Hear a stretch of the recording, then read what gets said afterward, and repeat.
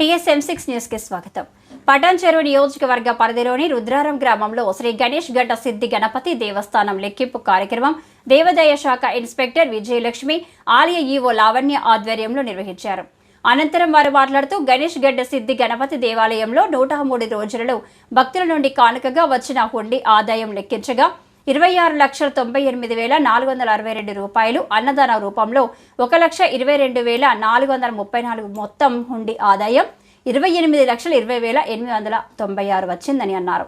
ఆలయ అభివృద్ధికి సహకరిస్తూ పెద్ద ఎత్తున విరాళాలు అందించిన భక్తులకు కోరిన కోరికలను నెరవేర్చే స్వయంభుగా వెలిసిన సిద్ధి గణపతి ఆశీర్వాదం ఉండాలని భక్తులకు ఈవో ధన్యవాదాలు తెలియజేశారు. ఈ కార్యక్రమంలో దేవాదాయ శాఖ ఇన్స్పెక్టర్ విజయలక్ష్మి, ఆలయ ఈవో లావణ్య, తహసీల్దార్ ఆఫీసర్ సంతోష్ కుమార్ శర్మ, ఆలయ జూనియర్ అసిస్టెంట్ ఈశ్వర్, అర్చక బృందం, ఆలయ సిబ్బంది, శ్రీ శివకేశవ స్వచ్ఛంద సేవా సంస్థ సభ్యులు, భక్తులు, గ్రామ పెద్దలు, ప్రజలు పాల్గొన్నారు. నా పేరు లావణ్య. నేను శ్రీ గణేష్ దేవస్థానం రుద్రారం కార్యనిర్వహణాధికారి. ఈరోజు దేవస్థానంలో 103 రోజులకు గాను హుండీ ఆదాయం లెక్కించడం జరిగింది. ఈ కార్యక్రమంలో గ్రామ పెద్దలు, మన దేవాదాయ శాఖ పరిశీలకులు శ్రీమతి విజయలక్ష్మి గారు, అదేవిధంగా రెవెన్యూ డిపార్ట్మెంట్ నుంచి సంతోష్ కుమార్ గారు, పోలీస్ డిపార్ట్మెంట్, భక్తులు, అర్చకులు, సిబ్బంది వీరందరి సమక్షంలో హుండీ లెక్కింపు కార్యక్రమం జరిగింది. ఇట్టి హుండీ లెక్కింపులో జనరల్ హుండీ ఆదాయం 26,98,462 రూపాయలు వచ్చింది.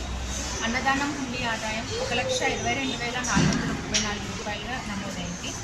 తర్వాత రెండు కలిపి 28,20,896గా నమోదైంది. ఇది గత కాలంతో పోలిస్తే భారీగా ఈసారి హుండీ ఆదాయం పెరిగింది.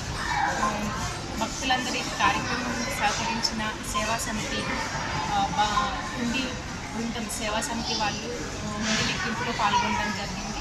వారి శివకేశవ సేవా సమితి ఇస్నాపూర్ నుంచి కూడా రావడం జరిగింది. అందరికీ ధన్యవాదాలు తెలుపుతున్నాను.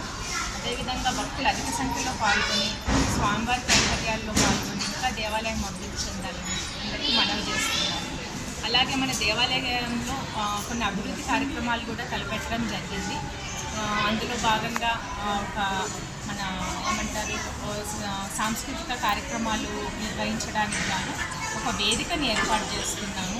తర్వాత దేవస్థానం చుట్టూ గ్రానైట్ ప్రదక్షిణ మండపం చుట్టూలో గ్రానైట్ అవి ఏర్పాటు చేస్తున్నాము. కొన్ని రూమ్స్, వంటశాల, అన్నదాన సత్రం ఇలాంటివన్నీ కూడా తలపెట్టాము. సో ఎవరికైనా భక్తులు ఇంట్రెస్ట్ ఉన్న వాళ్ళు దేవస్థాన పనివేలులో కార్యాలయంలో సంప్రదించి విరాళాలను అందించి దేవస్థాన అభివృద్ధికి తోడ్పడాలని